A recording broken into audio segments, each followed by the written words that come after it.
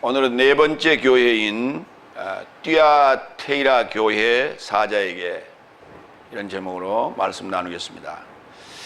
요한계시록 2장 18절로 29절 말씀입니다.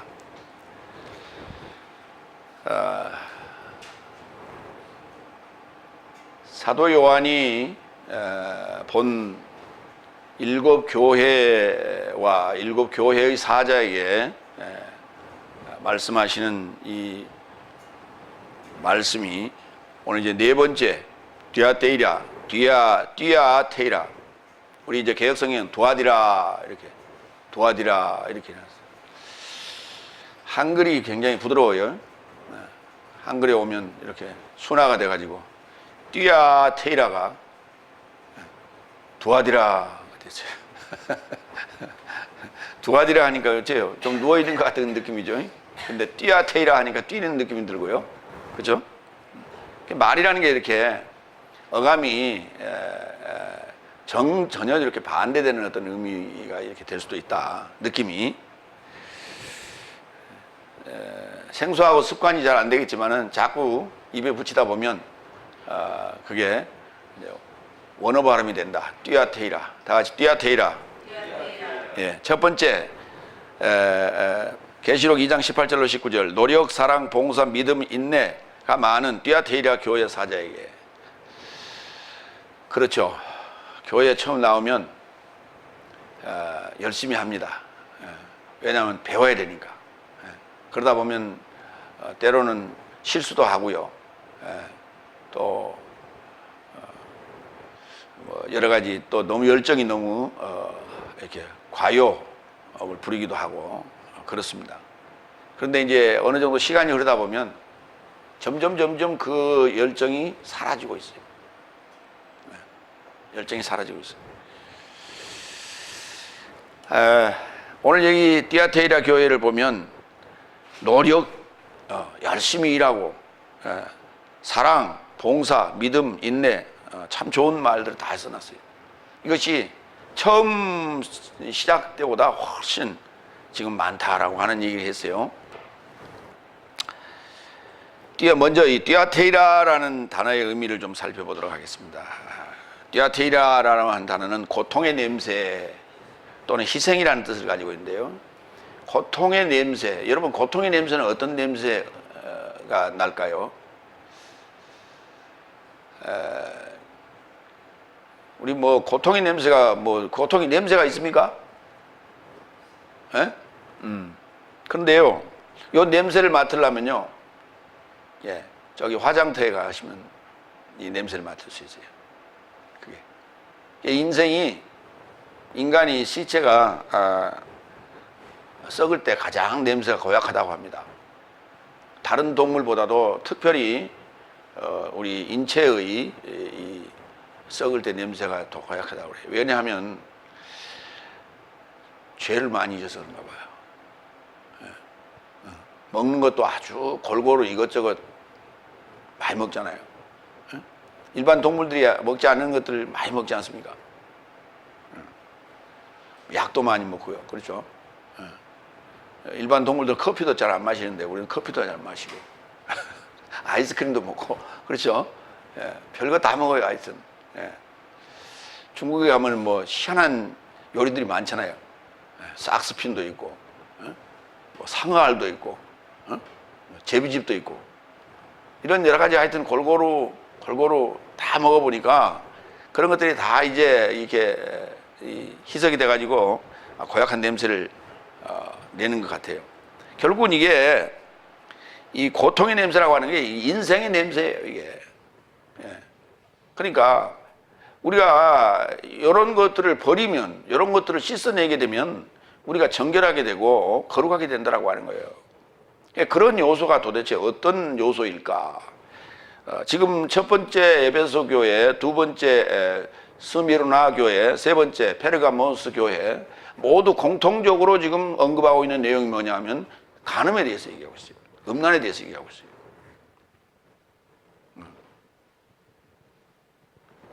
이 부분을 우리가 이제 잘 염두에 두면서 이 교회가 지금 가지고 있는 공통적인 특성이라고 하는 거예요. 이게 버려야 될 요소다 하는 거예요. 그런데 그것의 결과라고 하는 것은 결국은 죽음이다. 띠아테이라는 소아시아에 있는 루디아의 도시이며, 여러분에게 지난번에 지도를 드렸죠.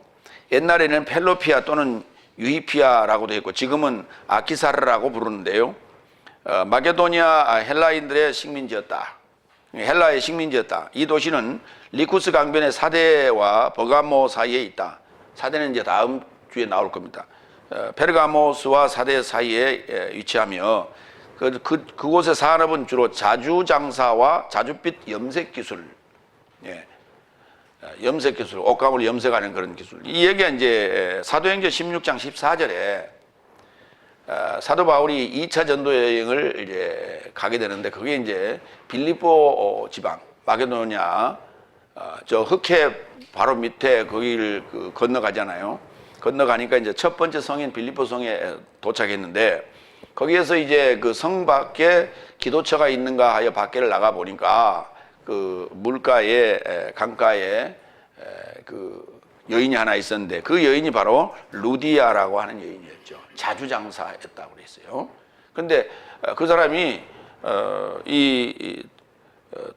띠아테리아 사람인데, 이제 바울의 그 전도를 듣고 자기 집으로 이제 데려가는 그런 장면이 나오죠. 예. 그래서 이제 거기에서 기인하여 지금 이쪽에 띠아테리아 산업이 자주옷. 예. 그러니까 이게 그 옷감을 염색하는 일은 오늘도 3D 업종에 들어갑니다. 뭐 극한 직업 이런 거 보셨죠? 그 EBS에서인가요? KBS에서인가 하는 그 극한 직업 중에 하나이기도 하죠. 예, 그래서 그 염색통이 이렇게 있는데 굉장히 넓죠. 거기에서 이제 옷감을 넣어놓고 질근질근 밟고 또 그 긴 옷감을 또 끄집어내서 다시 또 두들기고 씻고 하는 그런 일. 그러니까 오늘날 우리는 그 세탁소라는 개념이, 남의 옷을 빨아주는 그런 세탁소라는 개념이 없었어요. 우리 옷은, 자기 옷은 자기들이 다 가서 강가에 가서 빨아왔었어요. 빨래터에 가서. 그런데 소아시아 지역이나 쪽 중동 지역에 보면은, 여러분이 아마 TV를 통해서 간혹 보실 거예요. 아프리카 지역도 그렇고. 옷감을 가지고 강가에서 막 이렇게 두드리는 거 봤죠. 이렇게. 응? 이렇게 해서 물에 적셔가지고 막 두드리고 하는 걸 봤어요. 우리는 그렇게 안 했죠. 방망이로 가지고 두드리고 이렇게 했어요. 그런데 그 사람들은 그렇게 안 하고 옷감을 가지고 패대기를 막 치는 거예요. 이렇게. 그래갖고 뗏물을 빼내는 그런 일. 그런 일들이 사실 굉장히 힘들고 고된 일이었어요. 빨래하는 일도 고된 일입니다만은 염색하는 일은 더 힘들고 어려웠었죠. 예. 그냥 입으면 될 걸 가지고 왜 그렇게 염색을 했어요? 옷감은 되게 짜게 되면은 우리가 그 짙은 베이지색, 짙은 나무색 이런 색이 되죠. 대개는 원색이라는 게. 그런데 그게 이제 더럽히기도 하고 또 멋을 내기도 하기, 그러기 위해서 염색을 했던 것이죠. 그러니까 우리가 뭔가 나의 그 본질적인 것을 감춰보자고 하는, 가리고자 하는 것이 염색이에요. 제 머리도 염색을 했다가 이제 이게 앞에 이렇게 머리가 이제 자라나니까 흰 부분이 요 중간에는 안 보이잖아요. 근데 앞에는 보인다고 이렇게 해요. 왜? 여기가 언덕이니까. 여기 앞에 이렇게 지러오는 게 싹 보인단 말이에요. 앞에. 염색이. 남들이 볼 때는 이게 이 하얀 부분이 안 일어나왔을 때는, 저 양반은 아직도 머리가 쉬질 않았나, 이렇게 생각하겠지. 근데 여기 싹 올라오니까 어때? 염색한 머리구나 알 수 있잖아요. 그런 의미와, 그러니까 아무리 가리고 속이고 하려고 하지만 결국은 드러나게 된다. 하나님 앞에서는 모든 것이 다 백일하게 드러나게 된다 하는 그런 어떤 의미를 띠아테리아가 지금 담고 있다. 테이라가 담고 있다. 그렇게 보시면 되겠습니다. 하나님의 불꽃, 하나님의 아들, 하나님의 아들이 말씀하시는데 불꽃 같은 눈과 빛난 주석 모양의 발을 가진 분이다 이렇게 냈어요. 그러니까 불꽃 같은 눈과 빛난 주석의 발을 가졌는데 그러면 뭔가 좀 섬찟하지 않습니까? 그러니까 띠아테이라의 교회에 뭔가 이 고통의 어떤 냄새가 지금 진동하기 시작할 어떤 조짐이 보이고 있다 이런 게. 계시록 1장 13절에 언급한 인자 같은 이의 모습이다 이렇게 돼 있어요. 1장 13절, 14절, 15절. 일곱 촛대의 중심, 삶의 중심 안에 인자 같은 이가 발 덮는 옷을 입고 그 가슴 삶을 향해 금띠를 띠고 또한 그의 머리와 흰털 삶은 흰 양털 같고 눈 같으며 그의 눈 삶은 불의 꽃 같고 그의 발 삶은 풀무 안에 단련되어진 같은 빛난 주석 모양이고 그의 음성은 많은 물소리 삶의 소리 같고. 앞에 부분은 좀 이렇게 스무스한데 뒷부분으로 갈수록 아주 강력해지잖아요. 예. 하나님은요 처음 볼 때는 굉장히 인자해요. 그런데 그 안에 건들면 잘못 건들면 큰나요. 그러니까 순한 사람이 화나면 무섭죠. 예, 그런 거예요. 하나님은 좀 그런 모습이에요. 그러니까 외모로 볼 때는 인자해 보이지만은 외유 내강형이에요. 두 번째 19절. 나는 내 노력 삶과 사랑 봉사와 믿음과 인내를 그리고 최후 삶이 첫째보다 많은 내 인내와 노력 삶을 알아보았다. 나는 알고 있다고요. 그러니까 첫째가 되기보다는 말째 삶이 더 많구나. 여러 가지 측면에서 볼 때 본받을 만한 요소예요. 우리가 이 교회는 띠아테리아 교회는 굉장히 본받을 만한 교회예요. 여기가. 예. 왜냐하면 겸손해요. 굉장히 겸손해요. 첫째보다 말째 삶이 많다라는 얘기는 무슨 말이냐면 잘난 체 하지 않는다는 거예요. 내가 한 일에 대해서 광고하지 않는다는 거예요. 자랑하지도 않는다는 거예요. 그러면서도 믿음이 있는 교회라는 거예요. 봉사, 우리가 많이 봉사하는 사람들 보면 자기 하는 일에 대해서 늘 이렇게 간증하고 그러잖아요. 그런데 그 사람들은 그렇지 않았다는 거예요. 그러니까 항상 겸손해요. 말째. 줄 서도 항상 제일 끝에서. 지난 시간에도 제가 잠깐 말씀드렸죠. 인천에 무슨 식당이라고 그랬어요? 기억나세요? 줄 서지 않는 식당. 기억이 안 나세요? 설교를 듣고 보고 정리를 안 하나 봐요. 그냥 쓱 지나가 버리고 마는가 봐. 그 다섯째 날에 우리가 하던 습관인데 그건 버려야 돼요. 그렇죠? 예? 민들레 맞아요? 민들레 맞아요? 그러니까 거기서는요 줄 서다 보면은 힘 있는 사람, 재빠른 사람은 앞에 서잖아요. 그리고 항상 힘없고 또 장애자들은 제일 뒤에 처지잖아요. 예. 그래서요 거기는 줄을 세우지 않는다는 거예요. 무료 급식을 하는데 줄 세우지 않는다는 거예요. 그래서 먼저 먹고 나간 사람이 가서 그 사람을 이렇게 데려다가 그러니까 약한 사람들, 노인네들, 장애가 있는 분들 이런 사람들을 먼저 배려하는 그런 식당이 있다고 그래요. 인천에. 참 아름다운 모습이다.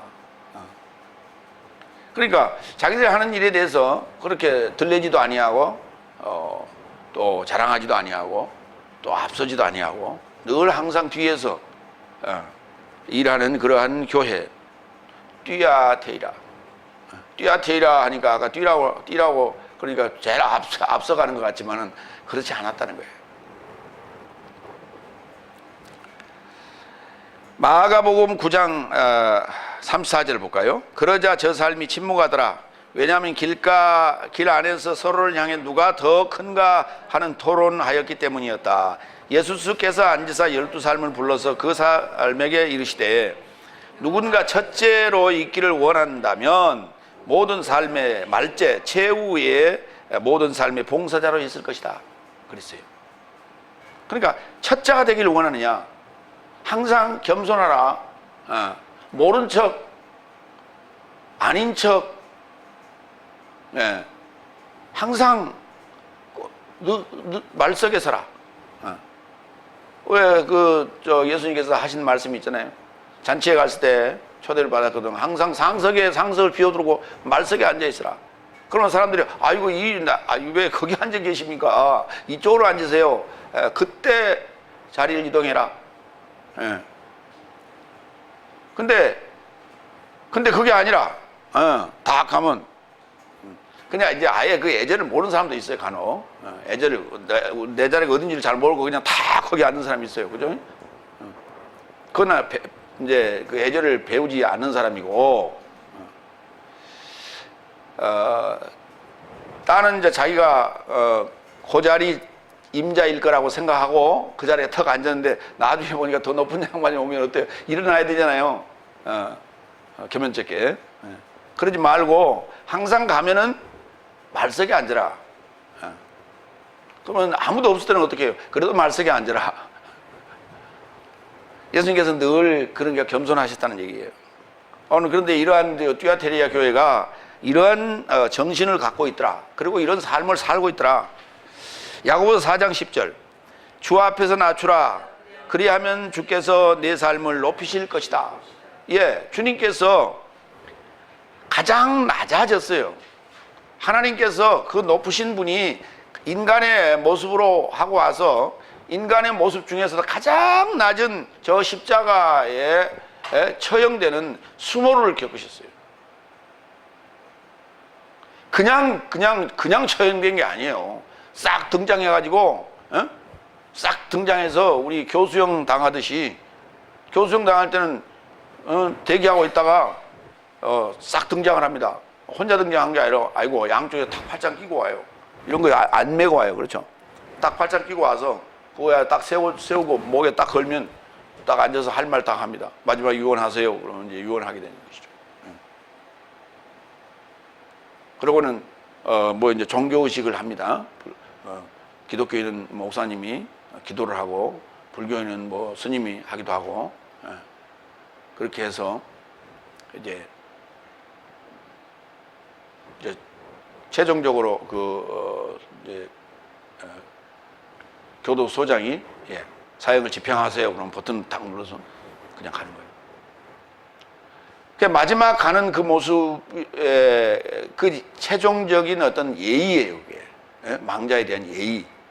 만약 설령 그가 극악한 죄인이라 하지만은 마지막에 그 인생을 이렇게 강제로 끝내야 되는 그러한 마지막 예의다. 그게. 그런데 예수님께서 십자가에 처형될 때는 사실 그런 예의고 뭐가 아무것도 없었어요. 가장 처절한 방식으로 수모를 당하고 가시면류관을 쓰고 채찍에 맞아가면서 피를 흘리면서 그 골고다 언덕을 자기가 매달릴 그 십자가를 짊어지고 올라갔어요. 많은 사람들이 보는 데서 그 얼마나 창피합니까? 어제까지만 해도 많은 기적을 행하고 했는데 아주 힘없이 그렇게 죽어가는 그 잡혀서 사형장으로 끌려가는 그 모습을 볼 때 사람들은 어떤 생각을 했을까요? 여인들은 따라오며 울며 많은 사람들은 지켜보고 그랬잖아요. 그러니까 하나님이신 분이 인간의 모습으로 와서 가장 처절하게 낮은 자리에 처하신 거예요. 그게 십자가 사건이에요. 오늘 우리가 주 앞에서 낮추라라고 하는 얘기가 뭐냐면 바로 이 얘기예요. 말죄 항상 늘 쓰고, 그리고 최종적으로 우리가 십자가에 우리의 정과 욕심을 다 못 박아버리는. 그러니까 인간의 어떤 자존감, 인간의 어떤 욕망, 이런 것도 싹 내려놔 버리는 거예요. 이거를 우리가 십자가라고 합니다. 십자가가 무한 영광이라고요. 근데 앉으려고 하잖아요. 그러니까 내가 이 집의 가장이고 내가 이 집의 책임자고 내가 나밖에 없기 때문에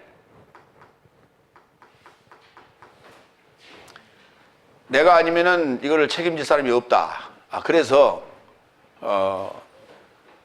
그 모든 수고의 짐을 자기가 대신하는 그런 것을 우리가 십자가라고 하는 게 아니고요.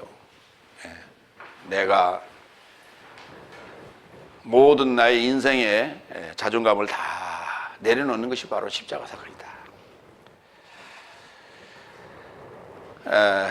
이제 그 언급된 노력, 사랑, 봉사, 믿음, 인내에 대한 거 몇 가지 좀 찾아봅니다. 갈라디아서 5장 22절로 23절 3페이지 보시기 바랍니다. 성령의 열매는 사랑, 기쁨, 화평, 오래 참음, 인자함, 선함, 믿음, 온유, 절제니 이런 삶에서 역행하는 법은 없도다. 그러니까 오늘 여기 띠아테이라 교회에 언급된 5가지의 덕목에 대해서 이걸 한꺼번에 다 지금 이렇게 언급한 구절은 없어요. 그런데 갈라디아서 5장 22절 23절에 보면 사랑이라는 단어와 믿음이라는 덕목이 거기에 포함되어 있어요. 근데 그것이 뭐냐? 성령의 열매라는 거예요, 지금 이게. 근데 성령의 열매에 해당되는 사랑과 믿음이 있는 그 띠아테이라 교회가 왜 그 이름이 고통의 냄새라고 하는 이런 의미를 가지고 있을까라고 하는 거예요. 그러니까 죽음이라는 것도 고통이지만 이러한 열매들을 우리가 맺어가는 과정에서는 당연히 고통의 냄새가 따르게 된다라고 하는 거예요.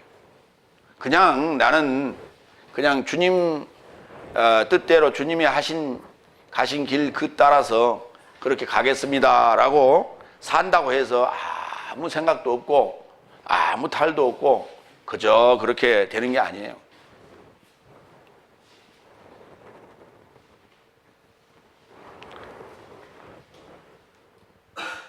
주님 뜻대로 말씀대로 우리가 살기 위해서는 거기에 버금가는 고통과 인내와 오래 참음이 있어야 되는 거예요. 그런데 오늘 이 덕목 중에 인내라는 덕목이 있는데 갈라디아서 5장 22절에 보면 오래 참음이라는 단어가 하나 나와요. 그러니까 오래 참음이라는 단어와 인내는 어떤 차이가 있을까?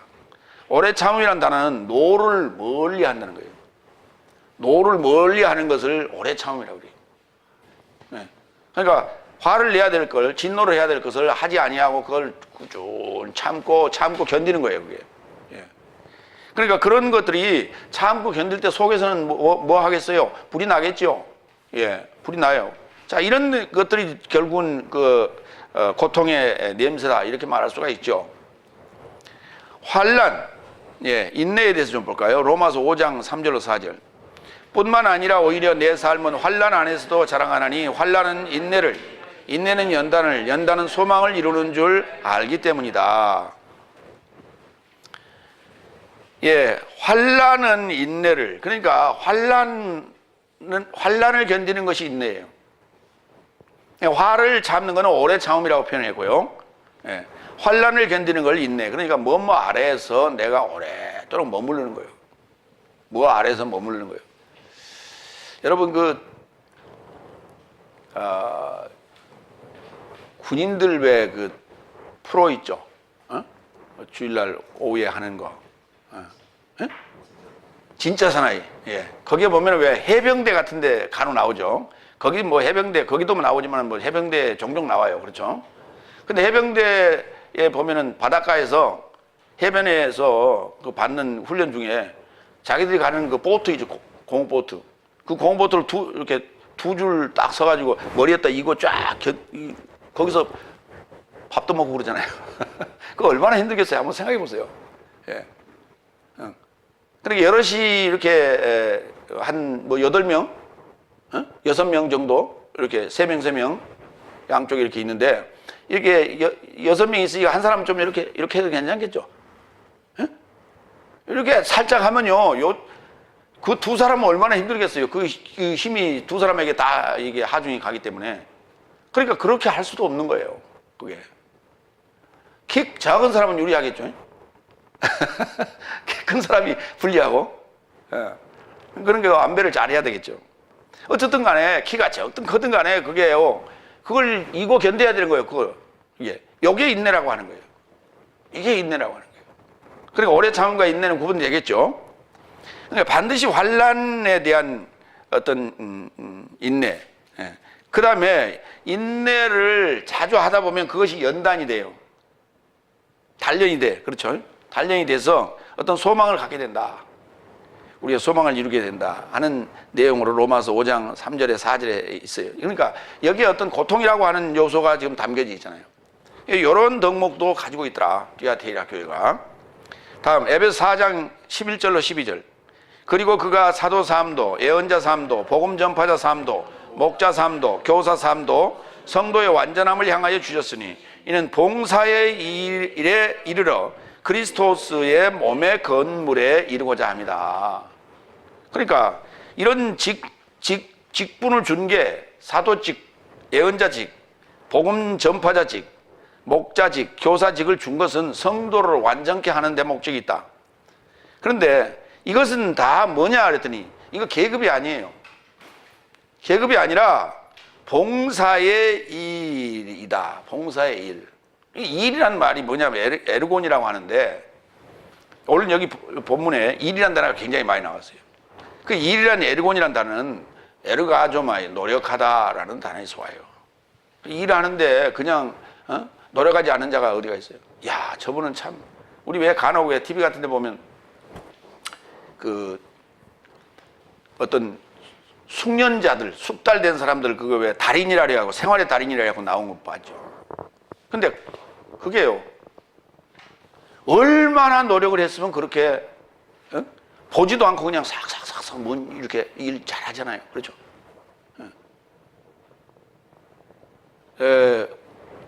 어디 보니까 동영상을 보니까요, 활을 쏘는 여인이 하나 있더라고요. 여기 전통에다 활을 잔뜩 꽂고 활을 쏘는데요,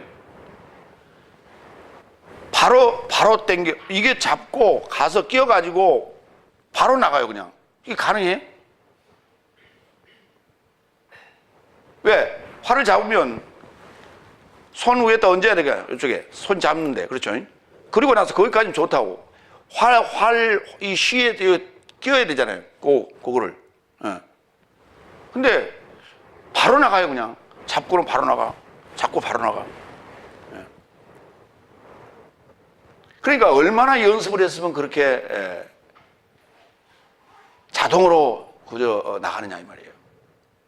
그러니까 우리가 생활의 달인에도 보면은 그 힘든 일들이야. 되게 보면은 뭐 박스를 접는 일이라든지 이렇게 하도배를 치는 일이라든지 뭐 이런 일들인데 그것이 아주 자동으로 가는 거예요. 숙달된 조교로부터 아주 자동으로 가는 거예요. 그러니까 근데 일반인들이 직접 해보라 그러면 그렇게 못 한단 말이죠. 네. 그래서 얼마나 많은 노력을 했기 때문에 그렇게 됐겠는가. 손에 피가 나고 옹이가 박히고 여러 가지 그랬겠죠.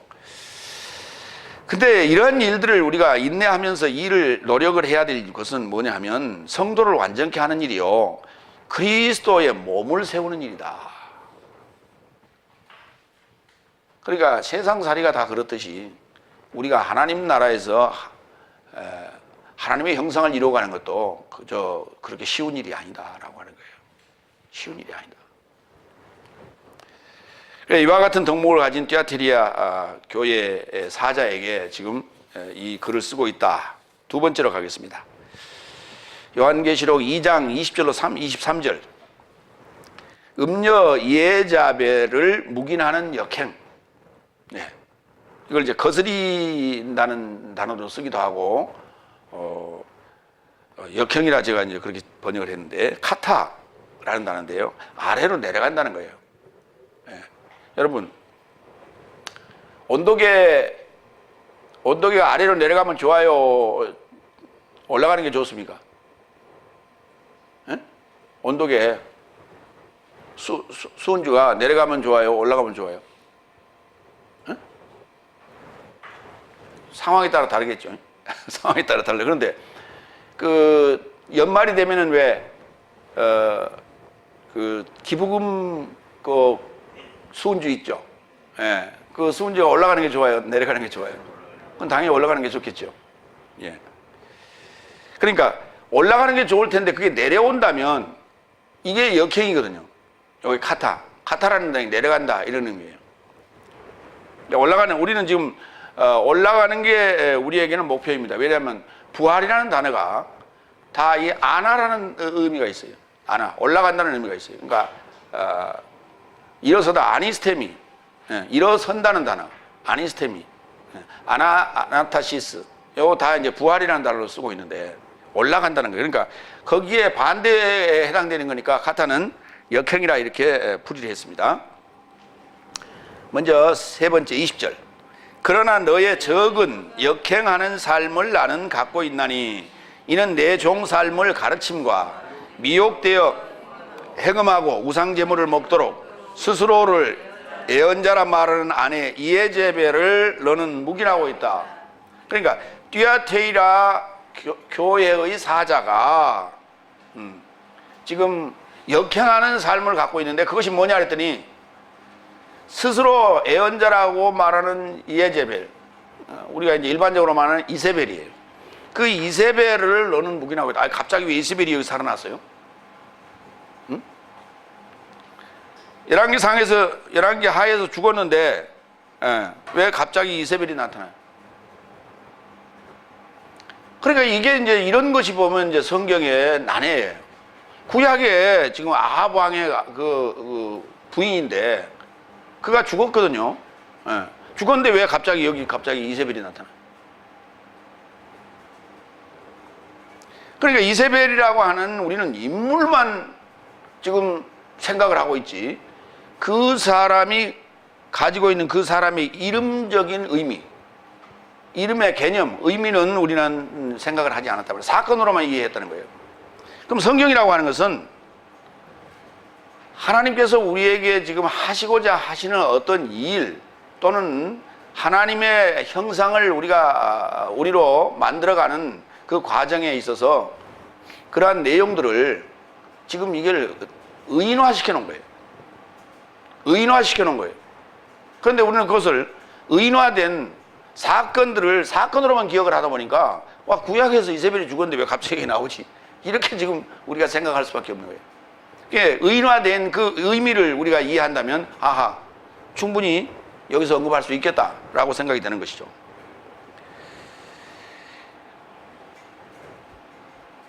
그러니까 이세벨이 하는 일이 뭐냐면 가르침, 우리 종들을, 하나님의 종들을 가르침, 미혹되도록 가르치고 또 행음하도록 하고 우상제물을 먹이는 것, 이것이 바로 자칭 예언자라 말하는 이세벨이 하는 일이다.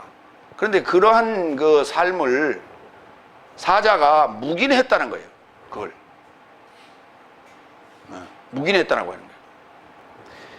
그럼에도 불구하고 어떻게 아까 그 성령의 열매와 같은 그러한 덕목을 띠아티라 교회는 가질 수 있었을까라고 하는 게 좀 의문이 되죠.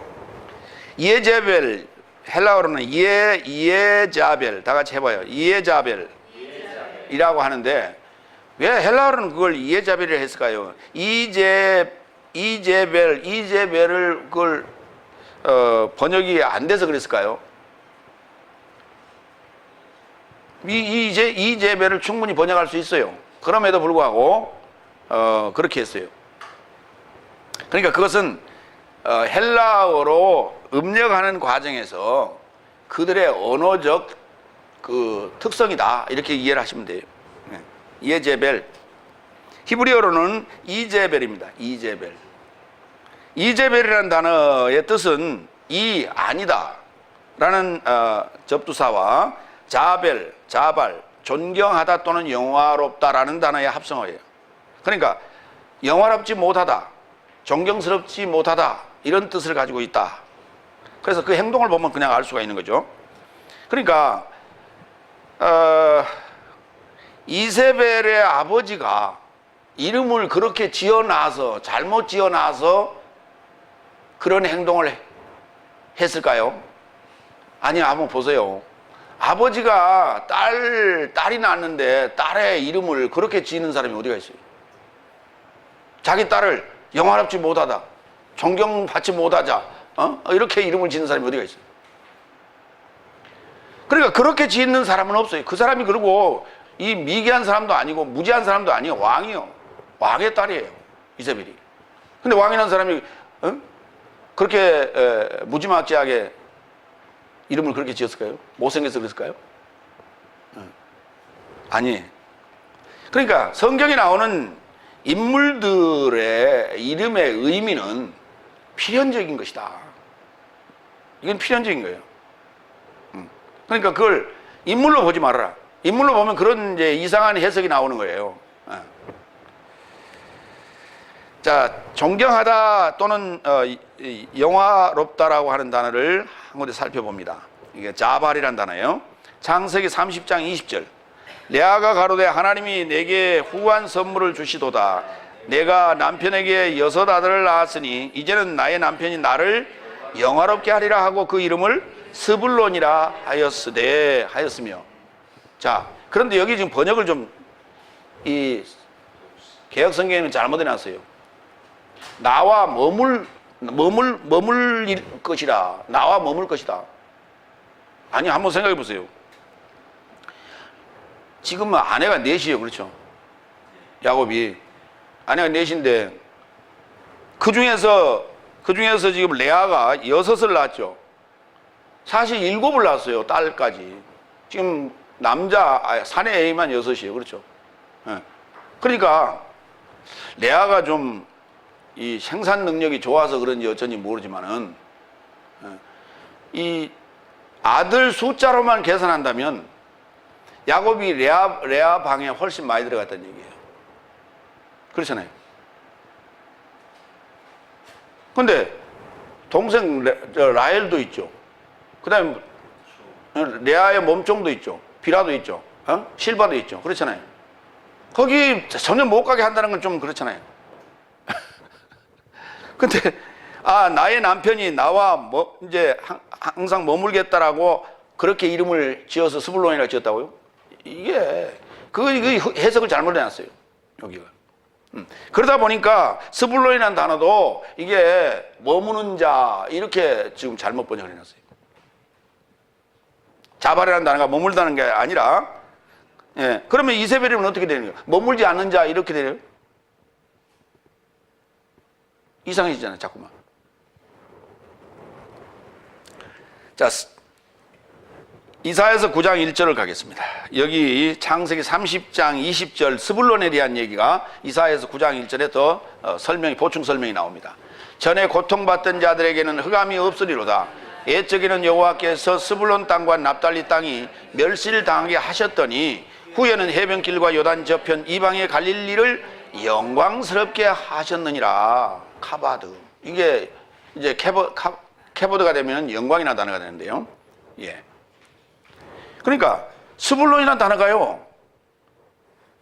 스불론이 이제 땅으로 존재하고 이제 마태복음 4장에도 등장을 하게 되는데, 그때는 멸시를 당했다가 이제 영광스럽게 되겠노라고요. 그래서 주님이 거기 가시는 거예요. 예. 그들을 위로하러 가시는 거예요. 그들을 구원하러 가신다고요, 거기에. 그때 스불론이라는 단어가 이렇게 등장하는 거예요. 그러니까 반드시 이 스불론이라는 단어, 자발에서 온 이 단어는 영화롭다라는 뜻을 가지고 있어요. 자, 이세벨에 대해서 좀 살펴보도록 하겠습니다. 이세벨이라는 단어는 영화롭지 못하다, 존경받지 못하다 이런 의미인데, 열왕기상 16장 31절. 느밧의 아들 여로보암의 죄를 따라 행하는 것을 오히려 가볍게 여기며 시돈 사람의 왕 엣바알의 딸 이세벨로 아내를 삼고 가서 바알을 섬겨 숭배하더라. 누가요? 아합이 그랬다고요. 북이스라엘, 남유다와 북이스라엘이 나눠졌을 때 북이스라엘의 왕인 아합이 그랬어요. 자, 시돈, 두로와 시돈 기억하시죠? 예. 그것이 이제 페니키아라고 하는 곳인데, 그 페니키아 지역의 엣바알의 딸 왕이었습니다.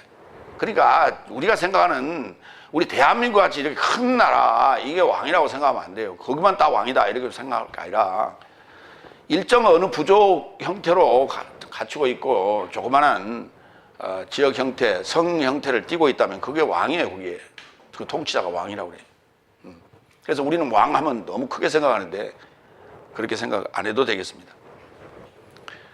열왕기상 18장 4절. 그러면 이세벨이 어떤 일을 했는가? 이세벨이 여호와의 선지자들을 멸할 때에 오바댜, 여호와의 종이라는 뜻을 가진 오바댜가 선지자 100인을 가져 50인씩 굴에 숨기고 떡과 물을 먹였더라. 예. 이 오바댜라고 하는 사람이 선지자들을 숨겨서 그 살해당하지 않도록 도왔다는 언급이 나옵니다. 자, 네 번째로 21절로 넘어가겠습니다. 그리고 나는 그녀의 음행에서 회개하게 하려고 그녀에게 기간을 주었으나 회개하지 않았다. 예. 그러니까 이세벨에게, 다시 말해서 이 영광스럽지 못한 이 아내에게, 예. 그 아내가 누구예요? 여자가 누구예요? 이거 여자라고 번역하기도 하고 아내라고 번역하는 단어인데요. 그러니까 띠아테이라 교회의 사자의 아내예요. 그 사자의 아내가, 그 목사님 사모님이 이름이 이세벨이라고 말이에요. 그 교회에 이세벨이라고 하는 요소가 있다고 말이에요. 지금 이게 그 교회 안에 띠아테이라 교회 안에 이세벨이라고 하는 영광스럽지 못한, 영화롭지 못한 요소가 지금 있어요. 그걸 지금 언급하고 있는 거예요. 그러니까 아까 아주 좋은 덕목을 가진 요소도 있지만 그렇지 못한 요소, 이걸 역행이라고 한다고 그랬죠. 그런 요소가 또 있더라는 거예요. 그러니까 교회라는 게 그래요. 천편일률적으로 한 가지 사상만을 가지고 있지 않습니다. 반드시 교회는 섞여 있어요. 이렇게 지금 우리가 네 번째 교회를 지금 살펴보고 있는데, 첫 번째 교회부터 공이 마찬가지였어요. 어느 교회나 마찬가지였어요. 그러니까 과연 우리 교회는 어느 교회와 가장 흡사한가라고 하는 것들을 우리 이제 이걸 해볼 필요가 있겠죠. 예. 그러니까 바알의 이세벨에게 기간을 줬는데도 회개하지 않았다는 거예요. 열왕기상 18장 19절 보겠습니다. 그런즉 보내어 온 이스라엘과 이세벨의 상에서 먹는 바알의 선지자 450인과 아세라 선지자 400인을 갈멜산으로 모아 내게로 나오게 하소서. 이거는 이제 아합에게 엘리야가 요청했던 거예요. 싸움을 요청했던 거예요. 자, 그래서 열왕기상 19장 1절로 2절을 보겠습니다. 아합이 엘리야의 무릇 행한 일과 그가 어떻게 모든 선지자를 칼로 죽인 것을 이세벨에게 고하니 이세벨이 사자를 엘리야에게 보내어 이르되 내가 내일 이맘때에는 정녕 내 생명으로 저 사람들 중 한 사람의 생명 같게 하리라. 아니하면 신들이 내게 벌 위에 벌을 내림이 마땅하니라 한지라. 예.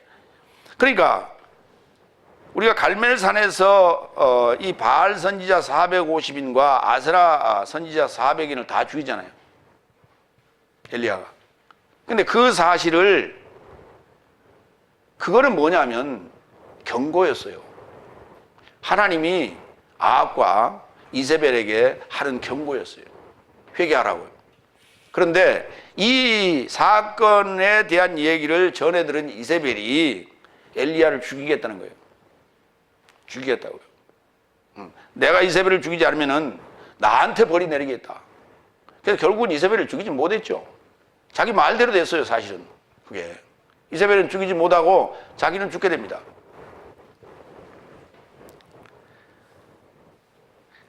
우리가 항상 나에게 해로운 말이, 그게 경고인데요. 네. 그럴 때 우리는 무릎 꿇고 기도해 봐야 돼요. 기도해 봐야 돼요. 근데 이세벨은 기도할 수가 없었어요. 아합은 기도할 수가 있었을 거예요. 이세벨은 이방 여인이었기 때문에 기도할 수가 없었어요. 여호와 앞에. 그러나 아합은 기도할 수 있었을 거예요. 그러나 아합은 기도하지 않았어요.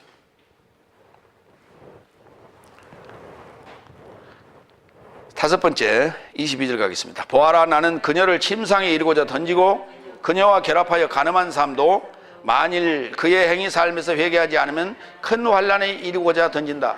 이미 그들은 죽었어요. 그들과 간음했던, 그녀와 간음했던 자들이 누구예요? 그녀와 행음했던 자들이 누굽니까? 바로 바알 선지자요 아세라 선지자들이 있어요. 이들 다 죽였어요.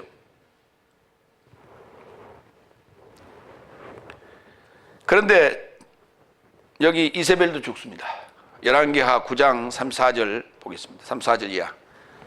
예후가 들어가서 먹고 마시고 가로되 가서 이 저주받은 계집을 찾아 장사하라. 저는 왕의 딸이니라 하며 가서 장사하려 한즉 그 두골과 발과 손바닥 외에 찾지 못하니라. 돌아와서 고한데 예후가 가로되 이는 여호와께서 그 종 디셉 사람 엘리야로 말씀하신 바라. 이르기를 이스라엘 토지에서 개들이 이세벨의 고기를 먹을지라. 예후 이제 아합이 죽고 그 아들 요람이 왕을 이어받았는데 결국은 이제 그를 이제 그 폐위가 되죠. 예, 예후가 모반을 해서. 그러니까 예후가 모반을 하게 된 것은 엘리 제사장의 제자들이 이제 가서 예후에게 기름을 붓습니다. 그래서 왕을 삼아요. 예, 결국은 조다모에서 그렇게 해서 예후가 그 요람을 죽이고 그 다음에 그 남은 이세벨을 지금 죽이러 갔죠. 근데 이세벨이 이제 집 밖으로 떨어졌는데 그를 장사 지내라고 가서 시체를 찾아보라 그랬더니 요 두개골하고 발과 손바닥 외에는 찾지 못했다. 몸통이 어디로 가버리고 없어요. 왜 그랬는가라고 와서 이제 보고를 듣고 예후가 말하기를 디셉 사람 엘리야가 이렇게 얘기를 한 적이 있었다. 예언했다. 이스라엘 토지에서 개들이 이세벨의 고기를 먹을 때 개들이 다 뜯어먹고 없었어요. 예언대로 그대로 성취가 되는 거예요. 이건 뭐냐면 경고예요. 하나님의 예언이 그대로 성취됐습니다라는 얘기를 들려주는 경고예요. 그러니까 오늘 또 지금 우리에게 들려주는 경고예요. 이 사건이. 여섯 번째 23절. 그리고 사망 안에서 내가 그녀의 자녀 삶을 죽일 것이니 교회 사람 모두가 내가 감정과 마음을 살피는 자라는 것을 알 것이다. 그리고 내 행위 삶을 조차 각각 내 삶에게 내가 줄 것이다. 예, 그대로 줄 것이라는 거죠.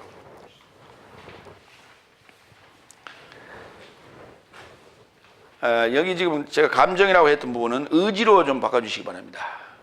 이세벨의 자녀 삶도 죽이고 줄 것인데 교회 삶은 내가 의지와 마음을 살피는 자임을 알라. 의지와 마음을 살피는 자임을 알라. 그런데 이 의지란 단어가요, 의지에 해당되는 이 단어를 구약에서는 폐부 또는 심장, 신장 이렇게 번역을 해놨어요.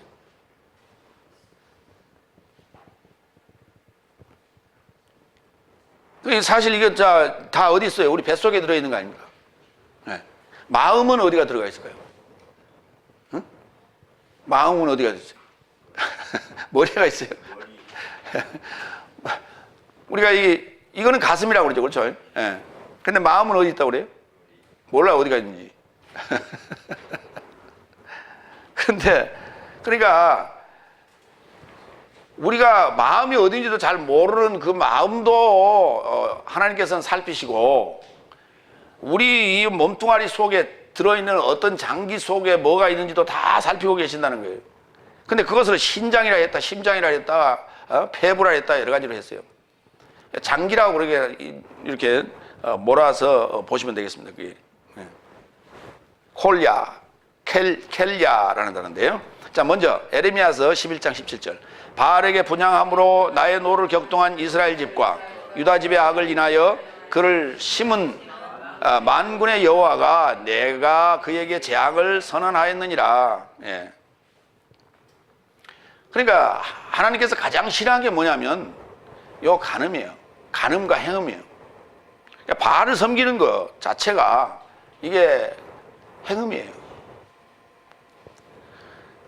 인간이 에덴 동산에서 지었던 죄가 행음죄예요. 이게 왜? 여호와의 말씀을 두고, 여호와의 말씀은 생명나무인데 그걸 두고 좋고 나쁨의 지식의 나무의 실과를 먹었으니까 그게 지식이란 말이에요. 좋고 나쁨이 나오는 그게 열리는 지식의 나무예요. 그게 그 나무가 선악을 알게 하는 나무가 아니라 좋고 나쁨의 지식의 나무에서 나오는 열매를 먹었단 말이에요. 그러니까 지식을 먹은 거예요. 그러니까 먹지 말라 한 지식을 먹었으니까 그것이 간음이고 행음이라. 그러니까 그 가장 싫어하는 게, 가장 참지 못하는 게 그거죠. 여러분 그렇잖아요. 예. 여러분의 와이프가, 여러분의 남편이 다른 이와 눈 맞추고 다른 이와 뽀뽀하고 그러면 좋아라고 그러겠어요? 예. 그게 야, 나는 아무렇지도 않더라, 그거요. 그건 정신이 없는 사람이죠. 정신이 빠진 사람이죠. 그게 어떻게 아무렇지도 않아요. 그게 심장이 뒤집히지. 그렇잖아요. 피가 거꾸로 솟고. 그러니까 우리가 지금 잊어버리고 있는 것이 하나 있는데, 그리스도의 신부, 하나님의 신부라는 사실이에요, 우리가. 근데 이걸 자꾸 놓치고 살아요, 우리가. 잊어버리고 살아요. 그러면서 늘 우리는 가늠하고 행음하는데, 그걸 그렇지 않다고 나는 늘 얘기해요. 그렇지 않다고. 나는 그렇지 않다고. 저는 그런 적 없어요. 이렇게. 왜 그렇지 않냐 그랬더니, 나는 이단에 간 적이 없거든요. 그렇게 위로하고 그렇게 얘기를 해요. 그렇게. 나는 그런 적 없다고. 에레미야서 11장 20절. 공의로 판결하시며 사람의 폐부를 감찰하시는 만군의 여호와여, 나의 다툼을 주께 하려싸우니 주께서 그들에게 대한 주의 보수를 내가 보리다 하였더니. 그렇게 이스라엘이 패망한 이유가 바로 이 간음 행음의 사건이었다. 간음과 행음의 사건이다. 여호와를 두고 애국과 연애하고 아수르와 연애했다, 이게. 응? 하나님은 그거를 가장 싫어하는 일 중에 하나다. 에레미야서 17장 9절로 11절. 만물보다 거짓되고 심히 부패한 것은 마음이라. 누가 능히 이를 알려마는 나 여호와는 마음을 살피고 폐부를 시험하고 각각 그 행위와 그 행실대로 봉헌하니, 규례 없이 부를 행하는 추구하는 자는 자고새가 낳지 않은 알을 품으나 그의 날 사역의 날 중간에 떠나겠고 그의 마지막 안에서 어리석은 자가 되리라. 자고새가 등장하는데, 고래라는 단어인데, 이 고래가요, 외치는 자예요. 고래고래 외치는 자.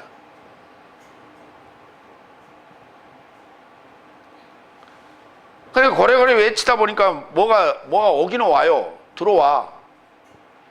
자꾸 나팔 불다 보면 무슨 소리인지 모르지만 어떻든 사람들은 모여들어요. 모여드는데 어느 날 보니까 어디 가버리고 없더라고요. 왜? 내 알이 아니었어요. 자기 알이 아닌지도 모르고 그걸 품는 거예요.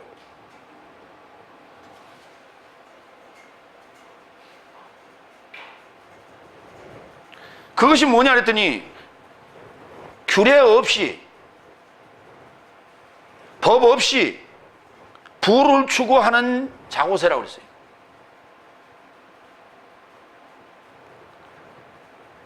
속된 표현으로 개나 새나 막 끌어들이는 거예요.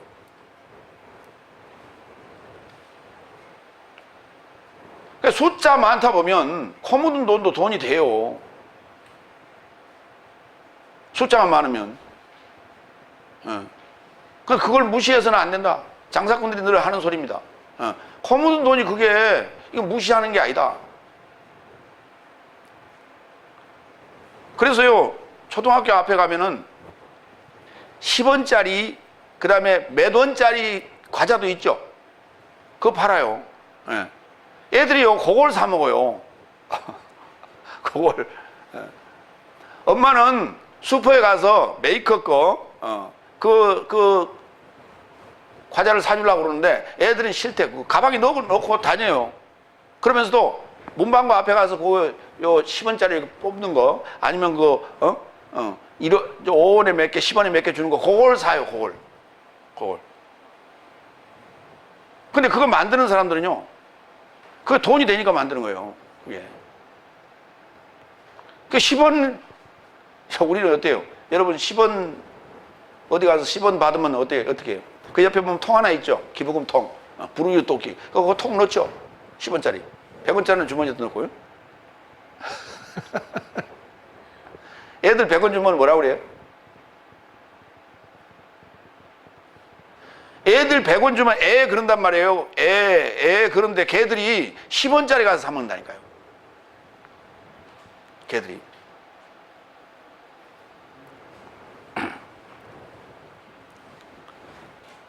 이와 같이 규례 없이, 법 없이, 어떤 규정 없이 부를 추구하는 자고새가 낳지 않은 알을 품었는데, 그게 번역은, 우리 개혁성경 번역을 뭐라 했냐면 중년에 그래놨어요. 중년에 남의 알이 부화되어 가버려요. 나 이걸 읽으면서요, 이 개척교회들을 죽어라고 전도합니다. 그렇죠? 죽어라고. 간혹 여기 어느 목사님 여기 시장통에 이렇게 전도하러 다니시는 목사님 있어요. 요 캐링카 있죠? 거기에다가 마이크하고 뭐 이렇게 뭐 나눠주는 거 전도지하고 그다음에 그 뭐 사탕 이런 거 하고 싣고 그러고 가요. 저녁 때가 되면은 그 여름철입니다. 여름철 저녁 때가 되면 그걸 끌고 이렇게 가시는 모습을 보니까 얼마나 힘이 드는지 축 처져가지고 그렇게 전도를 해요. 그렇게 전도를 해서 고래고래 소리를 질러서 전도해가지고 어느 정도 키워놨더니 중간쯤 되니까 조금 이제 눈이 뜨더니 어디로 가버리고 없어요. 왜? 나중에 알고 보니까 서로 아는 사람들끼리 만나는 거예요. 이제 아유, 어디 가세요? 아유, 나 교회 갑니다. 아니, 교회 다니세요? 아, 그래요? 뭐, 우리 교회 와. 데려가 버려요.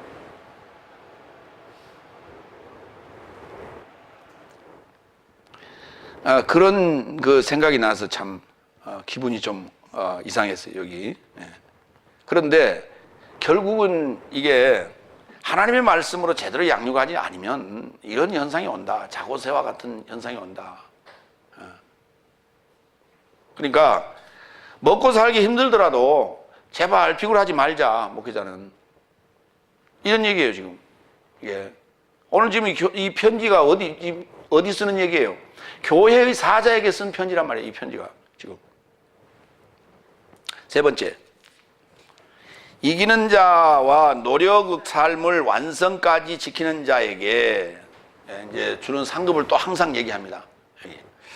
일곱 번째, 24절, 25절. 그러나 띠아테이라 안에 남은 내 삶에게 말한다. 얼마 삶은 이 교훈을 받지 않고 어떤 삶도 사탄의 깊은 삶을 알지 못했노라고 저 삶이 말하고 있는 만큼 나는 유사한 짐을 내 삶에게 접하여 던지지 않을 것이다.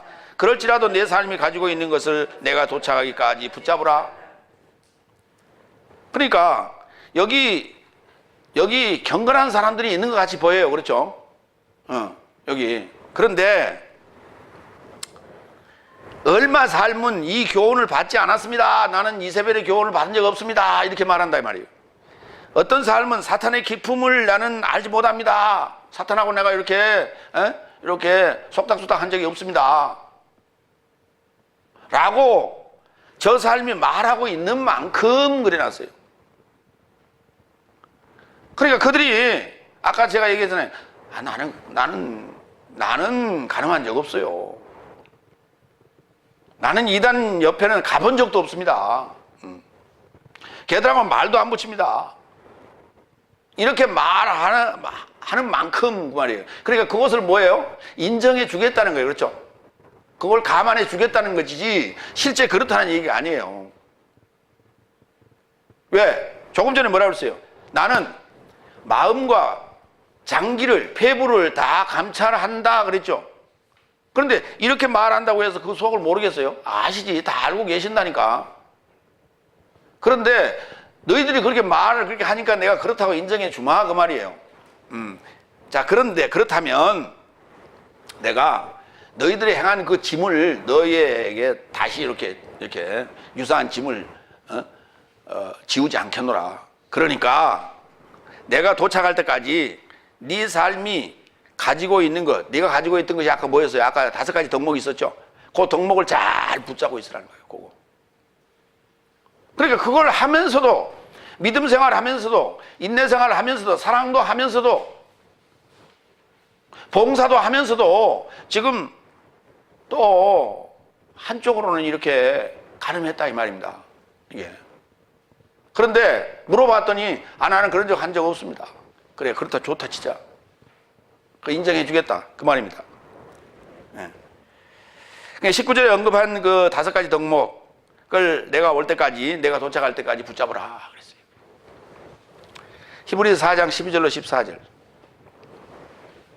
왜냐하면 하나님의 말씀은 살아있고 활동적이며 두 날 가진 모든 검을 초월하여 보다 예리하여 혼과 영, 관절과 골수 삶의 나림까지 관통하며 마음의 고민과 통찰력 삶에서 판단케 하시며 그의 면전에 드러나지 않을 창조물이 없으며 모든 삶이 벌거벗은 삶이요 말씀이 그를 향한 내 삶에게 그의 눈에 노출된 것이다. 그런즉 내 삶은 하늘 삶을 통행하는 위대한 대제사장을 모셨으니 하나님의 아들 예수를 공원에 속하여 붙들자 그랬어요. 예수를 붙들라는 얘기예요. 결국은 예수를 붙들라는. 그런데 그의 면전에 창조물의 어떤 속성이 드러나지 않을 게 하나도 없다고 그러잖아요. 그의 눈에 모든 것이 다 노출된다는 거예요. 그렇죠? 그런데 오늘 지금 띠아테리아 교회의 삶이 행하는 그러한 그 이세벨의 간음 사건, 이거를 알고 계신다니까요. 그래서 경고를 하셨어요. 그런데 그들은 뭐라고 얘기하냐? 우리는 사탄도 잘 모르고요. 이세벨의 교훈도 받은 적이 없어요. 이렇게 말한다고요.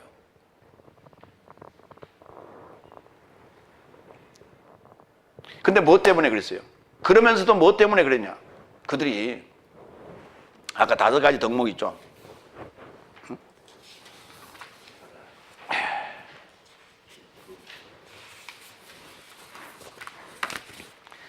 노력, 사랑, 봉사, 믿음, 인내 이거를 행하는데요, 이거 한다고 그들이 자랑한 적 없다 이거예요. 항상 말석에 꼬바리에 서서 겸손하게 했다라고 하는 그것이 지금 인자의 마음을 움직인 거예요. 그렇죠? 요거요. 잘난 체 하지 않았다는 거예요. 앞서고자 하지 않았다는 거예요. 그래서 그들이 말로 그렇게 말하지만 그건 내가 그래도 감안해 주겠다는 거예요. 그래 교회가 가질 덕목들이에요. 이거. 반드시.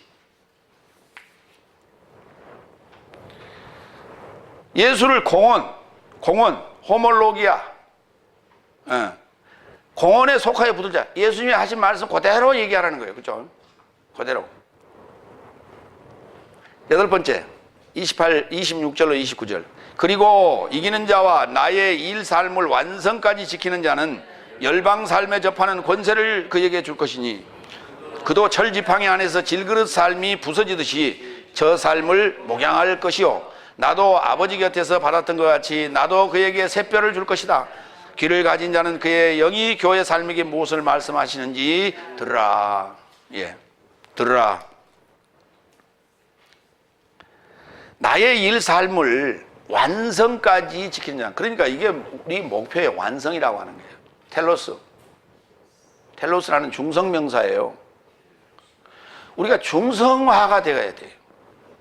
중성화가 돼야 돼요. 그래야 욕망이라고 하는 거예요. 이걸 버리게 되는 거예요.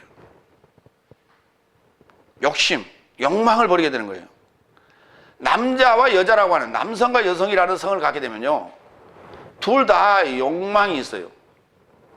남성은 지배하자는 욕망, 여성은 뭔가 갖자는, 소유하고자 하는 욕망이 있어요. 그러니까 여기에서 벗어날 수가 없어요. 이 두 성이 죄를 질 수밖에 없는 성이에요.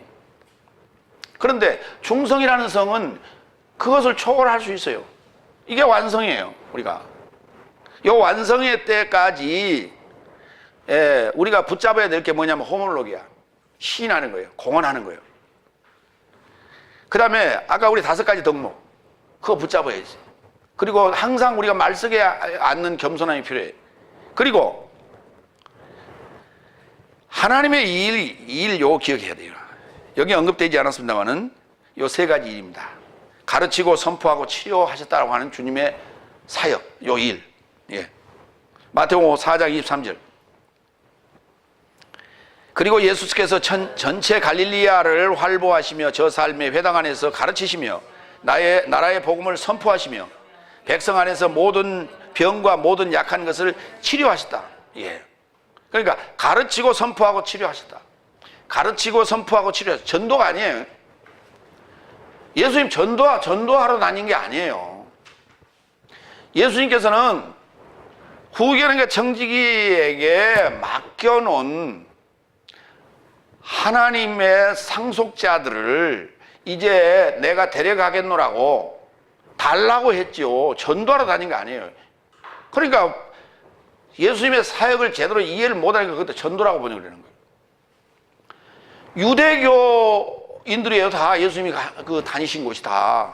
거기 이방 백부장도 있었고 가나안 여인도 등장합니다만은 99.99%가 다 유대인이라고 해요. 유대교를 믿는 유대인, 여호와를 믿는 자들이에요. 그들을 모르는 전도를 하러 다닙니까? 전도가 아니에요. 선포, 하나님 나라를 선포하는 거예요. 하나님 나라가 되라고요. 그리고 내용을 가르쳤어요. 방법을 가르쳤어요. 그리고 약한 자와 병든 자를 치료하셨어요. 이게 예수님의 일이었습니다. 오늘 우리에게 요구하는 게 바로 그거예요. 아까 5가지 덕목을 가지고 바로 가르치고 선포하고 치료하는 일을 감당하라. 이게 내가 올 때까지. 그때 완성이 되는 거예요. 그러니까 지금 현재의 띠아테이라와 같은 이런 가늠하는 이 고통의 냄새가 나는 이 삶으로는 구원이 없다 그 말이에요. 쉽게 말해서. 계시록 19장 15절로 16절. 여기 이제 그렇게 되면 열방 삶에 접하는 권세를 주는데 철지팡이로 질그릇을 부수는 삶을 듯이 저 삶을 목양할 것이다 그랬어요. 근데요, 질그릇은요 나무 몽둥이로 쳐도 그냥 부서져요. 굳이 철지팡이로 가지고 때리지 않아도 돼요. 어? 시골에 우리 왜 지게 받치는 거 있죠? 예, 지게 받치는 거 작대기 있어요. 그걸로 때려도요 깨져요. 질그릇 뭐 힘이 있어요? 근데 아예 박살을 내버릴 수 있는 철지팡이에요. 철지팡이. 그러니까 이방 사람들을 열방 삶을 이렇게 철지팡이로 그냥 아예 부셔버린다라는 얘기, 그렇게 다스리라고요? 그런 권세를 준다고요? 그러니까 이 이방 삶을 철지팡이로 질그릇 부시듯이 부셔버리는 그러한 그 일이 뭘까요? 여러분 한번 생각해 보세요. 그들이 가지고 있는 고정관념, 그들이 가지고 있는 사상을 부시는 거예요. 사상을. 그게 부셔져야 제대로 목양이 돼, 양육이 되는 거예요. 그래서 이런 권세를 주는 것이지 그거 가서 철지팡이 휘두르고 다니라는 얘기가 아니란 말이에요. 그리고 다스린다는 단어가 아니에요. 목양이라는 단어예요. 목양. 양을 친다는 거예요. 목자가 양을 치듯이. 예. 계시록 19장 15절로 16절.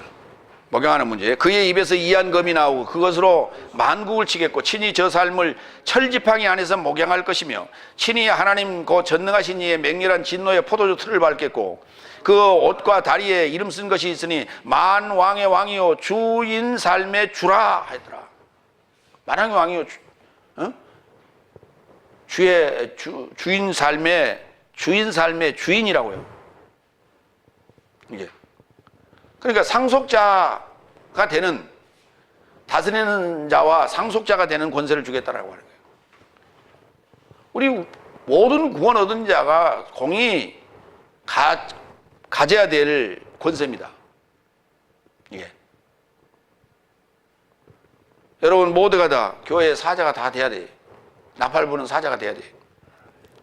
그러니까 교회 지금 요 목사에게만 지금 얘기하는 얘기 아니에요. 교회에 속한 성도는 양이라고 합니다. 그 양이라고 하는 상황은 양육 받을 때 양인 거예요. 그러나 양은 영원한 양이 아니에요. 목자 후보생이지. 근데 실제 양을 치는 들판에 초원의 그 상황은 그렇잖아요. 목자가 따로 있고 양들이 있는데 양이 목자가 된 적은 없어요. 절대. 그 100년이 돼도 200년이 돼도 양은 목자가 되지 않아요. 그러나 교회에 있는 양들은 목자가 돼요. 그렇죠? 아니 지금 현재 목사가 되시는 양반도 성도였잖아요. 영원한 양이면 그는 목자가 되면 안 돼. 그렇죠? 목사가 되면 안 돼. 그렇죠? 근데 오늘 성경은 우리에게 뭘 요구하느냐? 모든 교회 성도들은 다 목사가 되라는 거예요. 목자가. 목사 되지 말고 목자가 되라고요.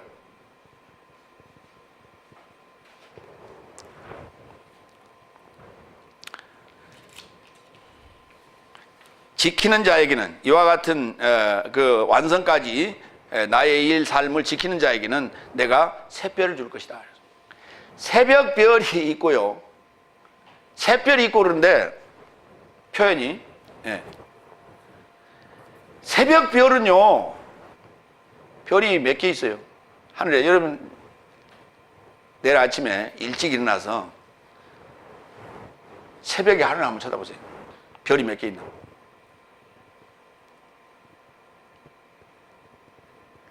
새벽별하고 새별하고는 달라요. 아시겠어요? 새벽에 하늘 봐요. 별 많이 있어요. 한밤중처럼 많지는 않지만 많이 있어요. 그거 다 준다고요? 새별이라고 그래야 되는 거예요. 새별은 우리가 이제 금성을 얘기하는 겁니다. 계시록 22장 16절. 나 예수스는 교회 삶을 위하여 내 사자를 보내어 이 삶을 내 삶에게 증언하게 하였노라. 나는 다윗의 뿌리요 자손이니 그 찬란한 새별이라요. 새벽에 동이 터올 때 저 동쪽 하늘에 그래도 반짝반짝 빛나는 별이 하나 있다고요. 그걸 새별이라고 부르는 거예요. 그걸 새벽별이 아니고. 왜 그러면 새벽별이라고 번역을 해놨을까요? 우리말을 잘 몰라서 그래요. 날 샜다고 해서 새별이라고 그게. 날 샜는데 떠 있다고 해서 새별. 그게.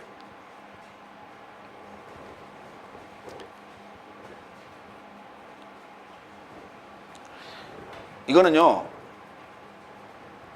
우리가 특별히 공부를 안 해도 새별은 다 어렸을 때 우리는 배웠어요. 왜? 새벽 일찍 어머니를 따라서 저 시장 가던 길에 동쪽 하늘에 떠 있는 그 새별이었어요.